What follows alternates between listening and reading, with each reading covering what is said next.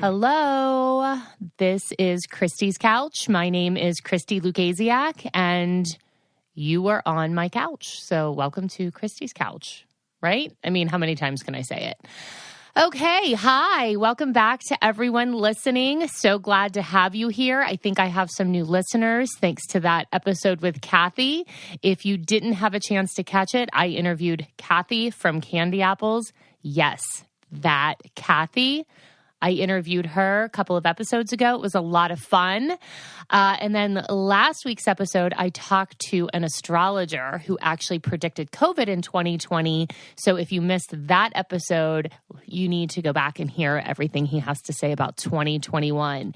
It might not be quite what you're expecting, but I think it's all good things. So this week, I have a really fun episode that I'm excited to share with you. But before we get there, how's everyone's week? I mean, it's January. I live in Pittsburgh, so it's very gray.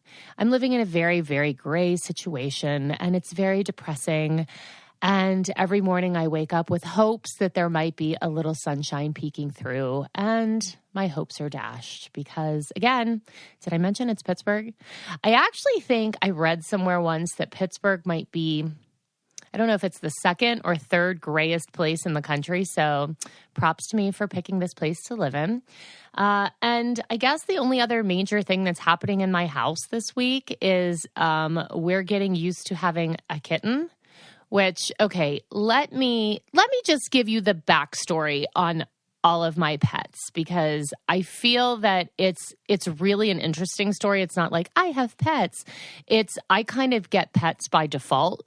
I'm sort of the wayward home for unfortunate animals, if you will. So we always adopt. I shouldn't say always. We mostly adopt. And my dog that we have here, her name is Maggie. She's 14. She's a lab greyhound mix. She's half blind, half deaf. I mean, she's hanging in there, but she's very old. And so about 2 years ago, Chloe was 17. And she decided that because she was moving to California the following fall, she wanted a little dog. Like, she's like, what if I get a little dog? It'll keep me company, all the things. And my husband and I kept saying, okay, but you have to take care of this dog and you have to housebreak it. And if you live in an apartment, that might be hard because you're like upstairs and you have to take the puppy out all these times. So she had this big idea that she was going to get a puppy while she lived with me so that we could do all of the housebreaking, which, I mean, doesn't that just sound like a teenager, right? So my friend who's a rescue volunteer in LA, she called me one day and she's like, Christy, I think I found the dog for you. And I was like, well, wait, I don't want a dog. So do you mean you found the dog for Chloe? And she's like, yes, I found the dog for Chloe.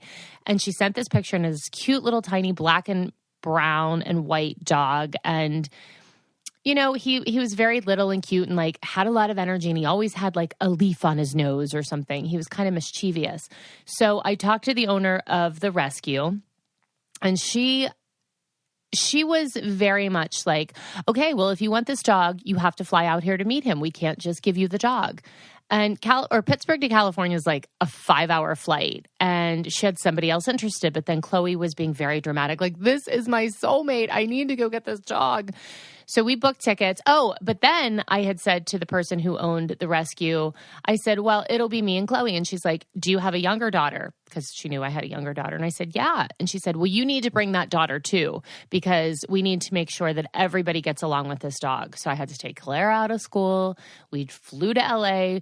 We get there. We meet this little dog. He's adorable. But he's kind of an asshole. Like, he tried to bite Chloe in the face. And I was like, oh, I don't know. This dog might not be the one. And Chloe's like, no, I love his spirit. He's my dog. So we adopted him, bring him home, love him. His name is Barnaby, but we call him Barnes. And as you could guess where this story was heading, as Chloe was getting ready to move to California, she realized that she had to live in the dorms for a semester. So she's like, I'll just leave him here. But I became insanely attached to this little dog. I like pets, but I'm not a crazy animal person until Barnes. I was like, I am still. I love this dog. I'm like, oh, blah, blah, like I talk to him in a stupid voice. I buy him treats and toys when I'm out. I think about him. I have like a little Furbo camera that he can see. Well, I can see him when he's gone, but then it throws him a treat because I secretly want him to still like me the most. So I'm obsessed with Barnes. Okay, so then here's the deal. So a couple months ago, Chloe was back in California after the whole lockdown thing, and she got on this kick that she wanted a cat. Now, keep in mind, Chloe has always been severely allergic to cats. Like, I don't mean like, oh, you're allergic and you sneeze. I mean, eyes swelled shut, running nose, gooey eyes, just all of the gross things that you can think about. And she's like, I will become acclimated to this cat. And I was like, Chloe, you can't have a cat.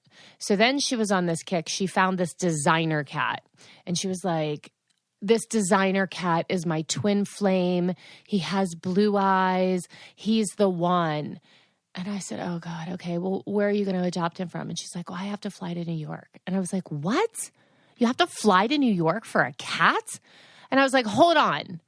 I said, how much is this cat? And she wouldn't answer. Finally, I got it out of her. The cat was $3,000. Now, Chloe has a savings account and, you know, she's an adult, so she can do what she wants. However, I am going to strongly advise against spending $3,000 on a cat when there's like homeless cats all over LA on highways, underpasses, wherever. And so I was like, Chloe, don't you dare. So the cat thing kind of fell by the wayside, you know, thank God, because again, she's allergic. So right after Halloween, her friend called her, and I watched this all unfold on the stories, and I knew where it was going, and there were 3 kittens in a dumpster in LA. Now look, at least it wasn't a $3,000 cat, right? And so Chloe goes, and there's 2 black ones and a gray one. And her friend takes one black one. And my daughter is obsessed that she thinks she's a witch and needs a black cat. So she's like, I'm going to take the other black one. And so the little gray one was at her apartment, and she was getting ready to take him to the rescue. And listen, when I say these kittens were abandoned young, like their eyes were barely open, they needed bottle fed, and they were infested with bugs, like fleas and ticks and ear mites. Like the little gray one was bleeding because he had so many parasites. And first of all, who could do this to an animal? I don't know. They need to be in jail. But maybe his mom died. I don't know. Any way you think about it, it's so sad. So she was going to take the little gray one to the rescue. She took a shower. She got out. And she said when she got out, he was sitting there just staring at her. And she was like, oh, I can't get rid of you. And she was like, you can live with me. So she kept both cats. Well, unfortunately, the little black one didn't make it. Again, they came from a really bad environment, and she took him to the vet, and they were taking care of all the things. But I think he was too far gone. I'm not sure exactly how. I didn't ask the questions because honestly, it would have broken my heart. I didn't want to know. When I'm feeling my best, it's usually because I'm hydrated. Yeah, I'm hydrated. It's true. And with the new year, it's a perfect time to make a fresh start and build hydration into your new healthy routine. And that's where Hydrant comes in. Hydrant is a refreshing drink powder mix made with 4 key electrolytes: sodium, potassium, magnesium, and zinc. It's made with real fruit juice powder and contains no artificial sweeteners or synthetic colors, so it's no nonsense. But for an extra boost, you can try new Hydrant Immunity containing vitamins A, B6, B12, C, and D, along with ginger and turmeric. So water meets wellness in a vitamin-packed drink mix that you can even drink hot in these cold months. And plus, it's backed by a 100% satisfaction guarantee. So if you don't love it, send it back for a full refund. And you really need to try it to see what I'm talking about because it tastes incredible and it works. We've got a special deal for our listeners today to save 20% off your first order. So go to drinkhydrant.com/couch or enter our promo code COUCH at checkout. That's drinkhydrant.com/couch and enter promo code COUCH for 20% off your first order. drinkhydrant.com/couch and enter promo code COUCH to save 20%. Honestly, you need to try it. Like, what are you waiting for? And thank you to Hydrant for sponsoring today's podcast. Hydrant, where water meets wellness. So then she had the little gray cat, and she came home for Christmas, and every time she went near this kitten, her face would swell shut. And I was like, Chloe, you're allergic to cats. And she's like, I'll just keep him in my spare room when I'm in LA. And I said, that's really mean. And so I said, why don't you leave him here? She was going back to LA for a couple of weeks for work. And I said, and when you come back to Pittsburgh, we'll put him on allergy food. I'll like bathe him with allergy medication or shampoo, whatever. And I said, go back to LA, have your apartment deep clean, get rid of all the dander. Maybe you can survive. Like you can take Zyrtec. And we know where this story is going, right? She called and she's like, I don't want to fly again because of COVID. I'm like, okay, that's smart. And she's like, and I think the cat is so much happier in your house. And I said, of course he's happier here because that's what I am. Like, again, I feel like, you know, my grandma in the 70s when everyone would just kind of like drop off their kids because they're like, this is hard to raise. Like, can you do it? I mean, that's how my grandma's house was. No judgment, but there was a lot of children that were dropped off there. Yeah. So now we have Barnes, who was part of the Chloe Lukasiak pet rescue mission, who now lives at Christy's house. And then we have Noble, the kitten. So Noble is now a permanent resident in Mars, Pennsylvania. And we have Barnes and Noble. Can you stand it? It's like, I can't decide if it's the cutest thing I've ever heard or I'm embarrassed to tell people. Clara came up with it, so I feel like that's a good excuse and a justifier to be like, look, we have Barnes & Noble.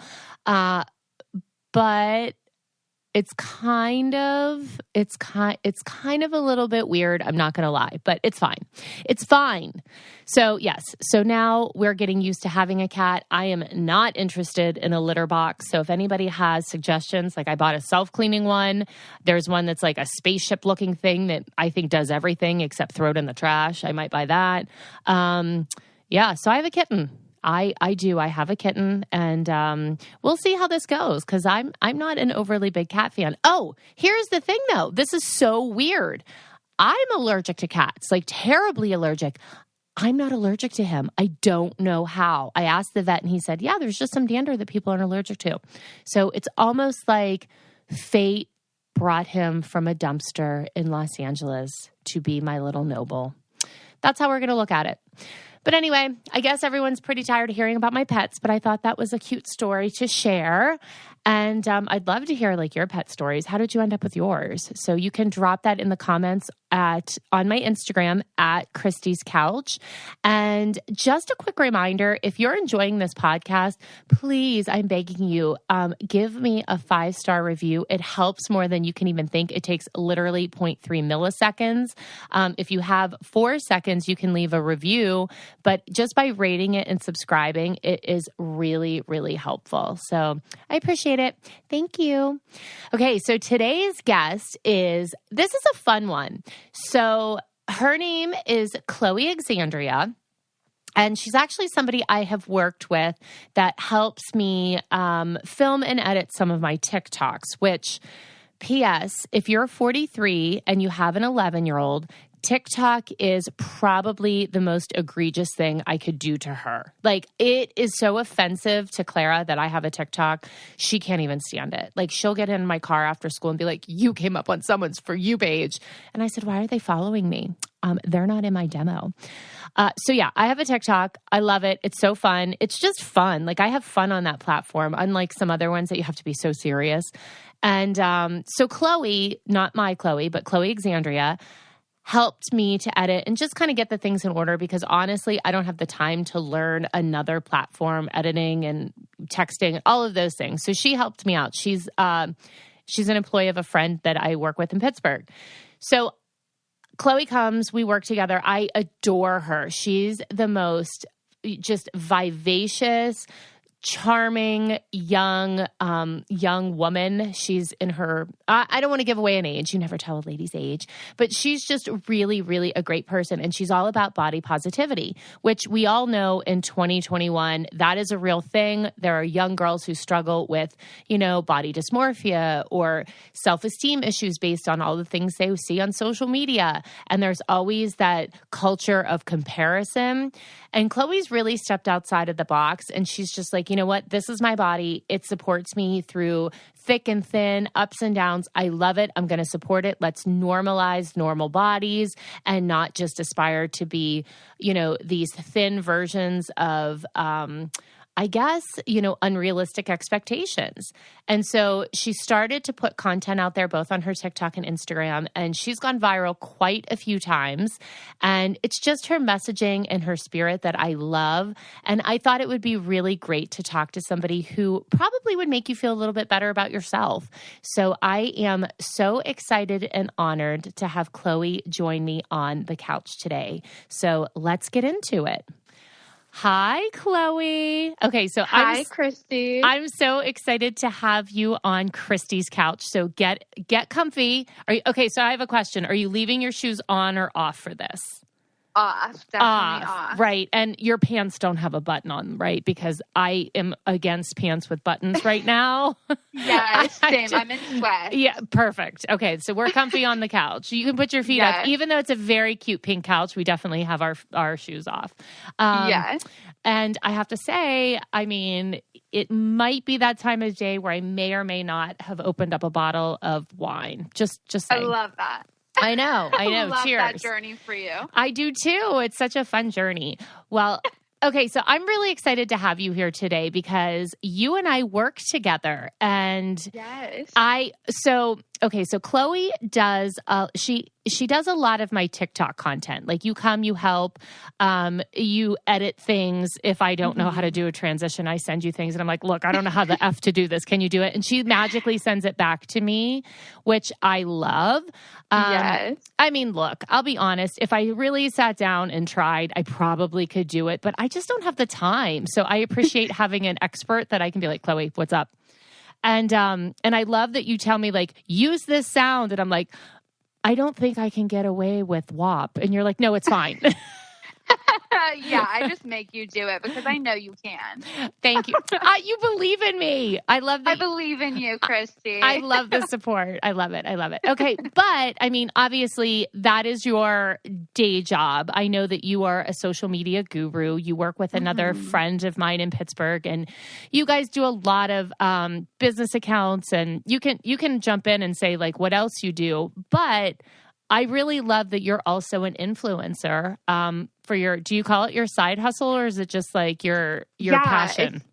I would say it's a little bit of both. I am able to make some money off of it, so it's a little bit of a side hustle, but I'm very passionate about it as well. So it's a little bit of both. I agree. And it's funny because when you help me sometimes, you're like, put a swipe up for that. And I'm like, I don't really do that. And you're like, what is wrong with you?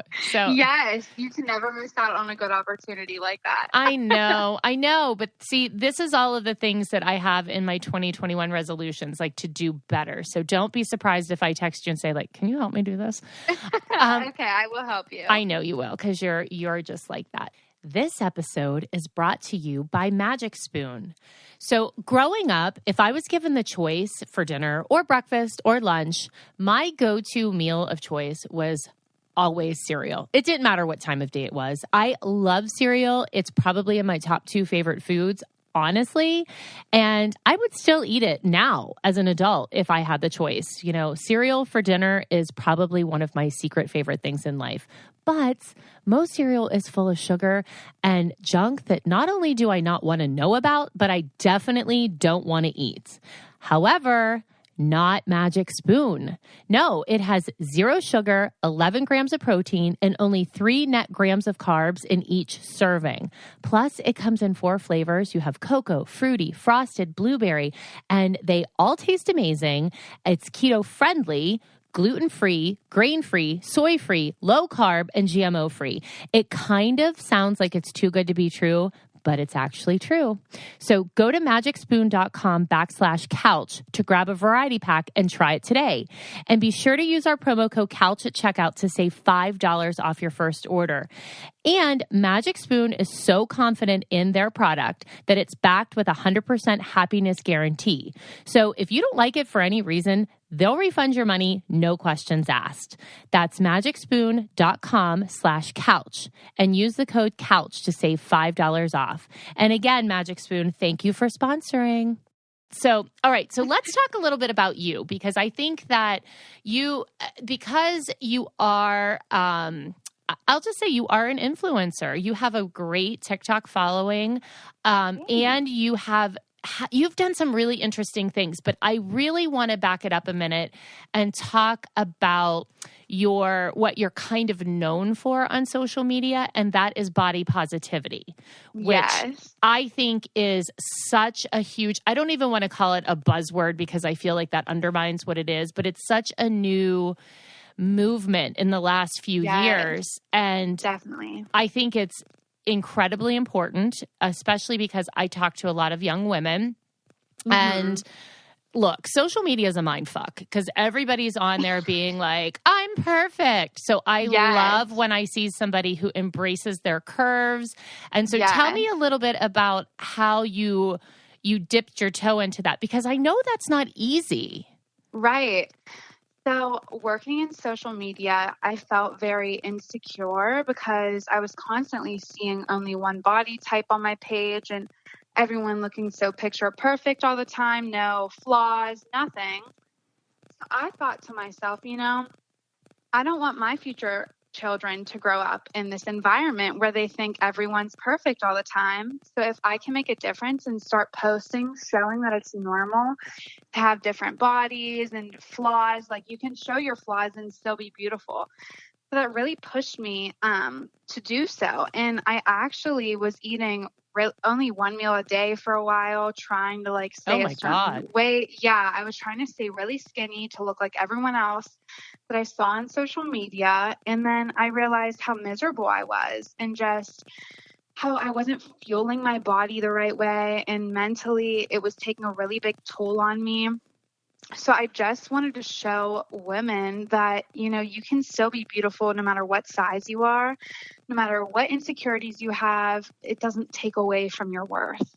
Oh my gosh. Okay. That's amazing and beautiful. And I feel it's such an important message and it resonates with people. And it's funny to hear you say you can still be beautiful because Chloe, you are gorgeous. Aw, you are such a beautiful person, not just physically, but you're a beautiful soul.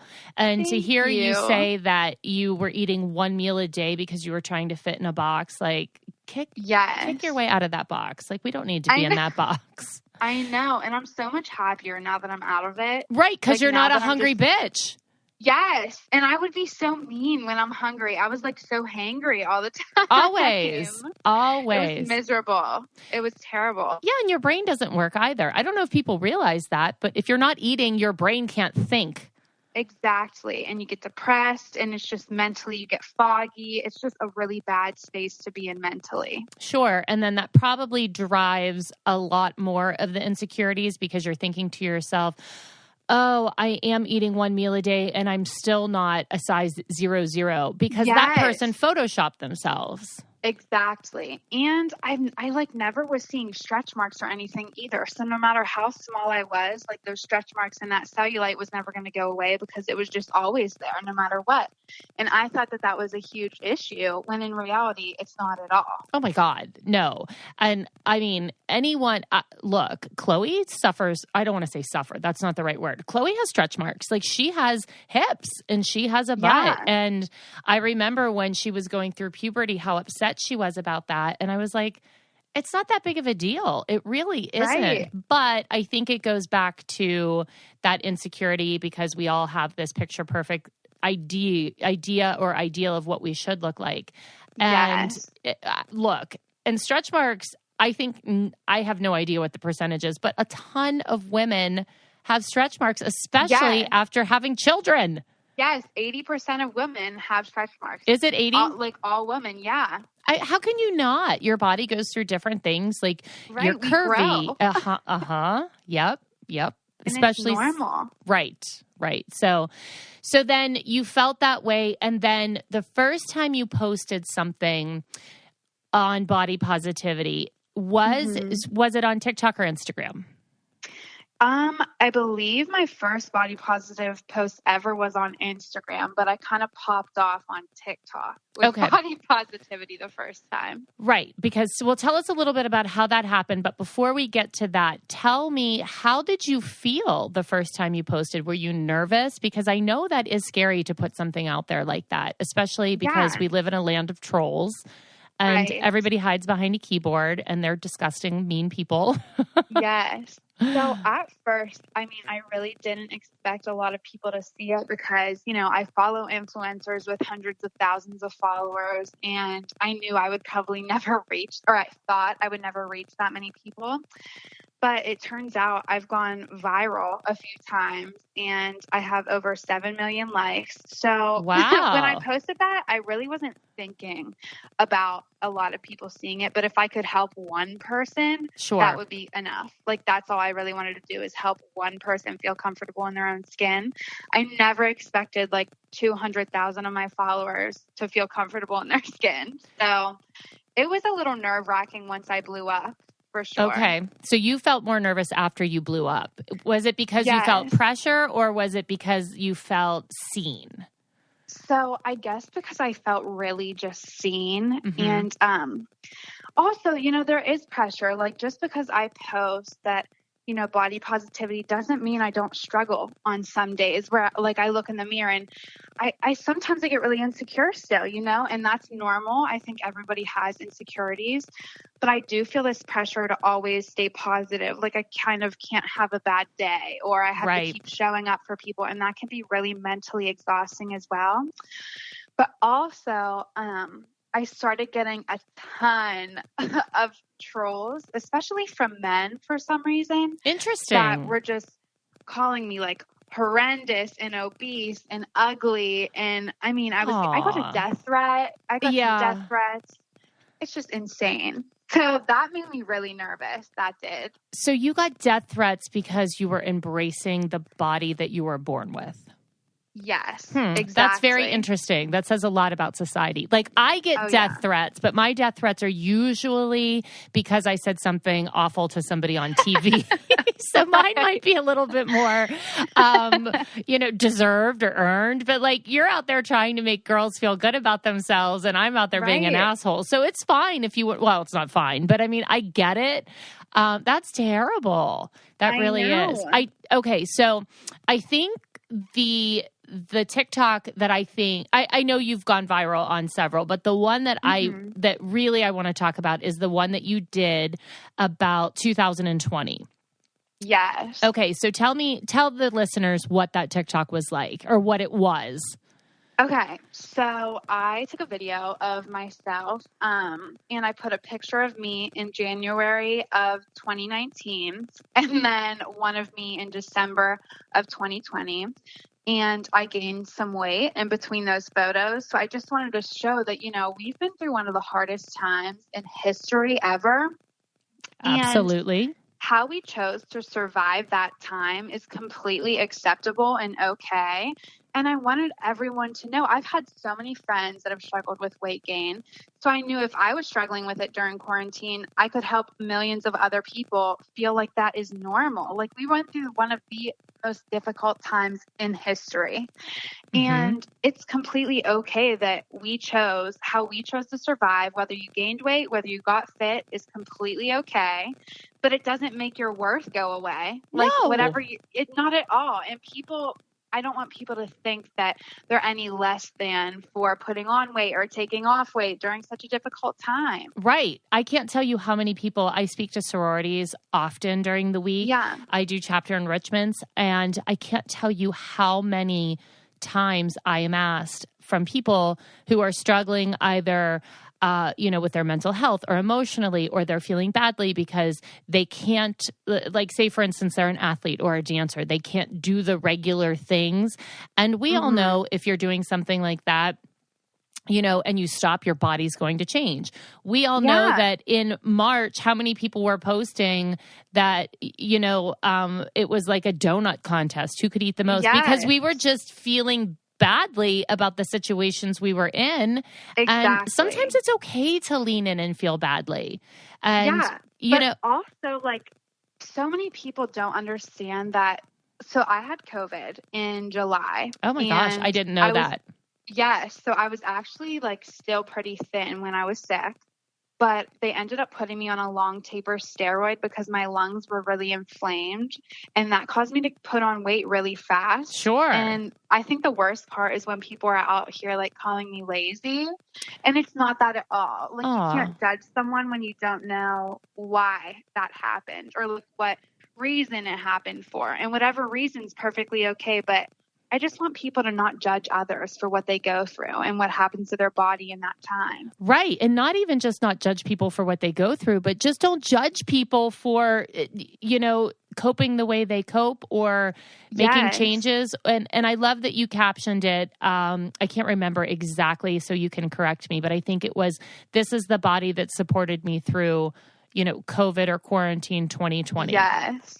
Yeah, I thought that was really beautiful. Pandemic. Yes, Thanks. I did. I thought that was really beautiful because oftentimes we're harder on ourselves than we are on anyone else. And sometimes I feel like we think of our bodies not as ourselves, but as a separate entity. And Definitely. You can be very cruel about it. So I thought that was really lovely how you incorporated that message. Thank you. And it resonated with me. I was like, oh, my body made it through quarantine too. A global pandemic. Yes. You little warrior, you. So exactly. I was like, oh, I feel good. So then Good. I know that you actually, when you posted that, then I saw that you had to post a second follow-up video where you explained that you had to turn off your comments because you were getting death threats. Yes. So I received some messages actually on Instagram, and the 3 were from all men, just saying how I'm promoting obesity. I deserve to die. I should just die. Oh my God. Yeah. And on what's wrong with America. And, everyone, I understand. I do understand I put a public video and everyone is entitled to their opinion. But I also saw another male post the same exact video and gain the same amount of weight and get praise from people. Oh, so it's just funny, like the double standard I saw a little bit. And that I want to fight against that. I do. Like, why is it okay for men to do this, but not women, Right. Well, it's not. And it is a double standard. And that's so funny to me that your biggest trolls are men. How dare they? Like, don't come on my page. This isn't for you. Exactly. Exactly. Disclaimer, I'm trying to inspire young women, so you can go away or keep your opinions to yourself. Yes. And like every negative comment is just another penny in my creator fund. So if you don't support me, just keep the comment to yourself, because in the end, I'm benefiting off of your negativity. Oh, that's a great way to look at it. So F you, hate away. Yes, exactly. So that's kind of how I get through it. I'm like, well, every comment is actually making me money so I can help promote body positivity more. Good. So that's kind of how I get through it. I love that. I do, because people ask me all the time, how do you get through the negative? I'm like, well, I just dig deep. I mean, it's true. But if you look at it just as a financial trade-off, then okay, great. Yeah. Your comment. Thank you for the tip.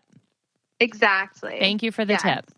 Thank you. So then after this post went viral, I did see that you were picked up in a very impressive, very large, how do I want to say it? News magazine. I think that's Newsweek. Newsweek, right. So I wanted you to say the word or the name, but yes, Newsweek. So Newsweek picked up. Did they interview you or did they just write the article? So they wrote the article and then emailed me a few questions, and I just sent in my answers. And then #OurStories from Snapchat also did an interview with me on Zoom, which was cool. Love. Yeah, it was awesome. Look at you making moves. I love that. Yes. Yeah. I do. And you do, I love your fashion that you do, because you're always like, how to dress your curves. Because that's a question people ask all the time, especially when you do go through a body transformation of any kind, whether it's you lose a little weight, you gain weight. Well, I don't even want to say gain weight. Your body looks different, because I'll tell you this. So I can, and I think every person out there feels this way. So at this point in my life, I'm 43. If I lose weight, I can be the same weight I was in college or whatever my body doesn't look the same. It's because, things change. And so I love that you lean into helping others learn how to dress curves, because I think that's something that a lot of us need at the end of this year. Yes. Learning how to dress my body really actually is what made me feel really confident in my body. Of course. So I want to help others feel the same way. If you can dress good and feel confident in an outfit, it just boosts your confidence so much. 1,000%. And what's funny, sorry, I hate to do a dance mom story, but I'll just kind of inject this in here.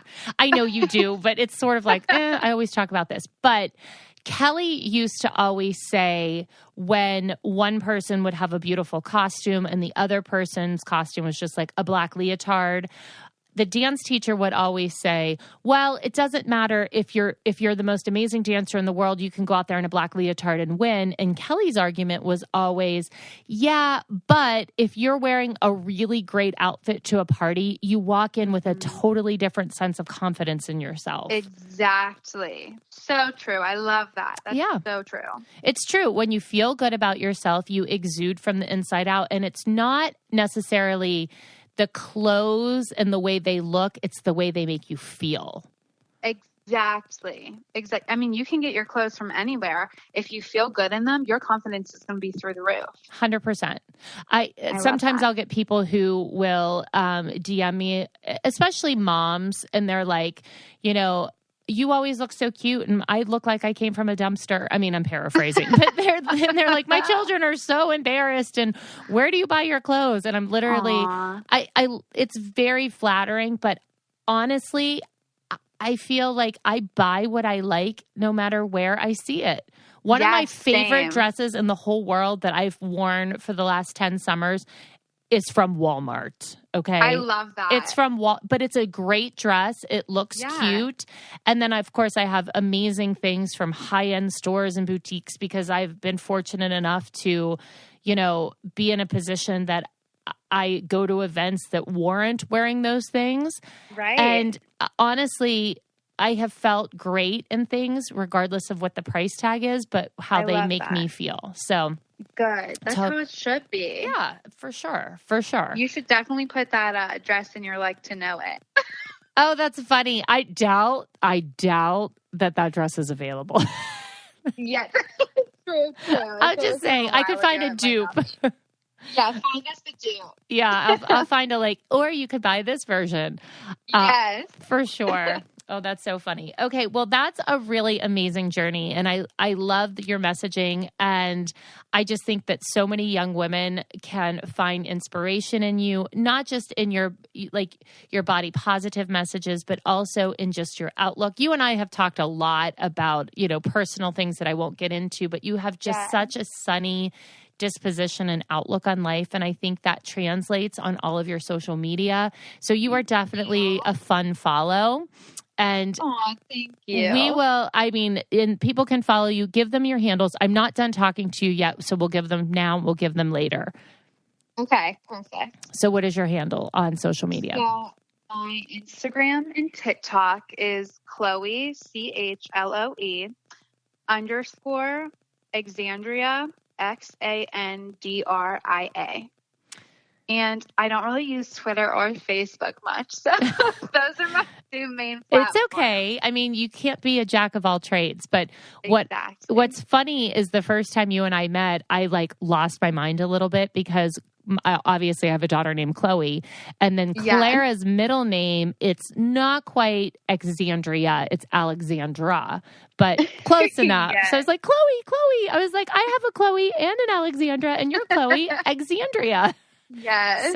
So the duo that's meant to be. It is the duo that's meant to be. So as I said, you and I work together because you helped me a lot with my TikTok. And I just wanted to take a minute to talk about social media in general, because again, I'm talking to a lot of young people, and it's really interesting to hear the questions that they have, because I feel that I don't want to just label it as young people, but I do think there is something to be said about the different generations and how people look at opportunity. But it's interesting because so many of these younger people do see value in social media beyond just acquiring likes or, posting something, as a thirst trap to like make a guy jealous. I'm starting to see social media, or young people see social media as an opportunity in the future. And that's something I talk about all the time. I'm like, listen, you don't have to be an influencer. You don't have to have an online business. There are plenty of different opportunities for you to leverage your social media. So let's talk about that for a minute, because you and I are always like, okay, how can we make this into something? Yes. And that's kind of what you do. I mean, that's not kind of, that is what you do for a living. So I always tell people when I speak to them, and you can jump in and add anything you want, but I say there's 3 different ways to look at your social media or leveraging your social media. Mm-hmm. You can leverage it if you want to be an influencer, like a traditional influencer. You can leverage it if you want to build, an online business, teaching others something or selling a digital product. You can also use social media if you're selling a physical product. But then here's kind of like that gray area that a lot of people don't think about. It's leveraging your social media to build a community that supports whatever your day job would be.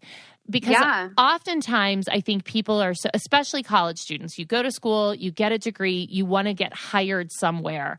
And I always use the example as a teacher. I say like, okay, great. You want to be a teacher, you go, you work 9 to 5 or whatever teachers' hours are. But what can you do outside of just that could bring you in another revenue stream in case, global pandemic 3.0 happens and all of a sudden you're in a different situation? So the example I always use for teachers is I say like, okay, say you're an elementary school teacher and you're really great at creating lesson plans about the weather.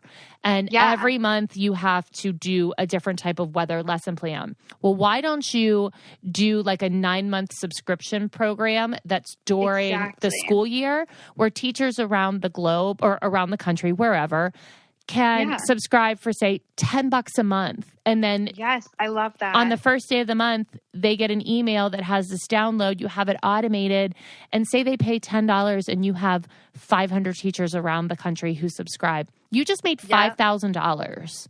Yeah. You just paid off your groceries for the year, and like in a month. And I see so many people who are I see physics teachers actually a lot on TikTok. I see comedians, like regular everyday comedians that come on and do their thing. I see social media marketers coming on and teaching other people how they market for their clients. Right. And it's brilliant because they're making money off of teaching people. Correct. So if you're passionate about something, get online, create a video, create a class, and teach people, because there's nothing more valuable than educating someone on something that you are passionate about and profiting off of it. Sure. It's I don't want to say easy because I don't want to be like, this is so easy, but once you get it down, it's something that gets you out of bed in the morning if you are passionate about it. So think outside of the box. And I love the examples you gave. And the other thing I was going to say, it just left my brain. What was I going to say? God, I can't remember. The worst. I know. Lots of times people say, well, I'm not qualified to teach someone. Yes, you are. You just have to know more than the person you're teaching. Exactly. And you have to know how to market yourself. You just need a good marketing strategy, and people, no matter who they are, someone is going to find value in what you're teaching. Someone. And that all starts with building an audience early. So it doesn't necessarily mean that you're saying like, swipe up to buy this. It's you're using a hashtag that attracts, for the teacher example, other teachers, or you're using, you're in a community of other teachers, or you find a group, or you find a few people that you like to follow, then you follow them and you see who they follow, and you follow, it's like a tree. Exactly. Reach out to similar people with similar niches and get featured on their page to spread news about your page. It's so easy. I got my first page share when I had like 1,000 followers. That's really fabulous. You just have to reach out and put yourself out there early, because that's what's going to allow you to blow up on social media and be be successful in whatever you're passionate about. Yes, because I think a lot of times people are always thinking, how can I make the most money? But we need to flip that narrative on its head and say, what are you passionate about? And because then the money, it's so odd to me how many people I talk to that have made really successful careers out of things that you would never expect. And you're like, how do you make money doing that? And I know. It's because they're passionate. And it's exactly. Yeah. And I think 2020 taught a lot of us about what's important in life. And I think 2021 is going to be kind of the year that drives people to find the things that make them happy and what they're passionate about. Exactly. And I think like if you can just find that one thing that you're passionate about and benefit from it, no matter what the benefit is, there's nothing that's going to make you feel more fulfilled in the world than that. I love that because I think we're all often chasing that fulfillment, and we might buy ourselves something or eat something or go on a trip somewhere or or you think to yourself, oh, if I get married and I have children, I'll feel fulfilled. But the truth is fulfillment comes from something that is within you and it doesn't come from an external source. So true. I could not have said that better myself. Oh, well, thanks. See, I'm very wise at my old age. Yes. Very wise. Well, Chloe, you have been so fun to chat with. I'm so excited that the listeners had a chance to hear your story because I think it's really important. And I think it's such, I just think you're such a bright light in sometimes what's a dark area. You know, social media can be like a black hole of feeling yucky. So I do think you're kind of like a little sparkle on there. So tell everyone one more time where they can find you. Okay. So you can find me on Instagram and TikTok at Chloe, CHLOE _Xandria, XANDRIA. And if you DM me, I always DM people back. It might take me a while, but I will get back to you. Love that. No, it's true. She does. All right. Well, you have an amazing 2021 and you are always welcome back to my couch. So you too, Christy. Thank you. You're welcome. All right. I'll talk to you soon. All right. Bye. Bye. So that was really fun. Isn't Chloe the best? She's just adorable. I love her. I would love to support her. So if you want to follow along, she's at Chloe Xandria, XANDRIA. Make sure you check her out on Instagram and TikTok. I will definitely drop her handles in the description of this week's episode. And again, please make sure that you are subscribed and rate this podcast. And you can definitely follow along me on Instagram at Christy Lucasiak and the podcast Instagram at Christy's Couch. So it is now time to get into my favorite part of Christy's Couch, and that is where I read your stories and dish out all of my unqualified mom advice. So this week I have some good ones.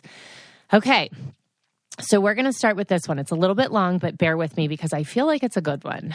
Okay, she starts off with, my roommate is the most codependent person I've ever met, and she has this super clingy boyfriend that honestly gives me super creepy vibes.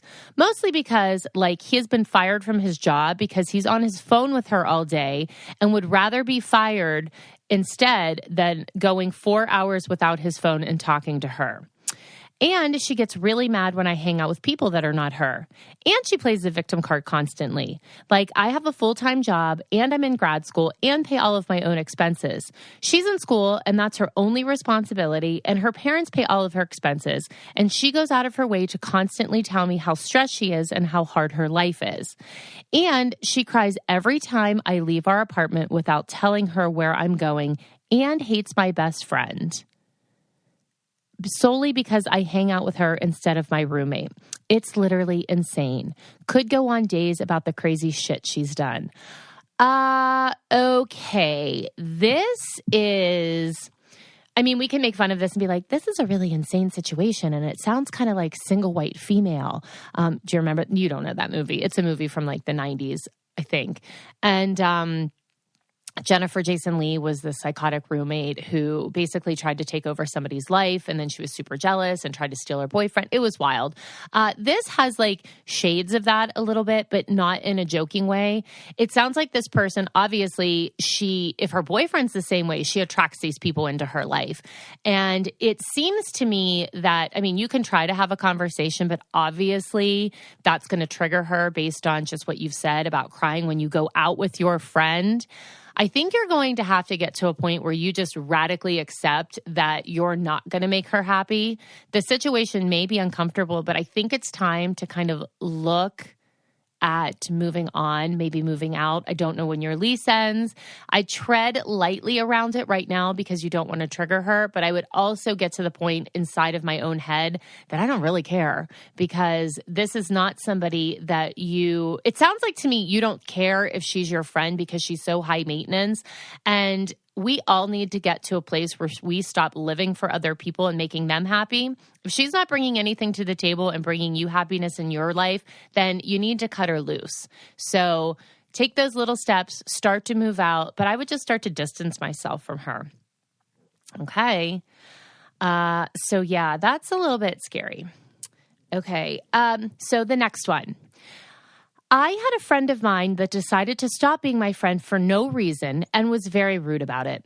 I told my close friends about it and what happened to me, and they happened to be associated with her.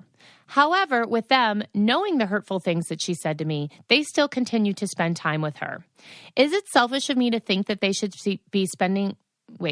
Is it selfish of me to think that but by them spending time with this old friend of mine, that it's basically them saying they're okay with the way she treated me?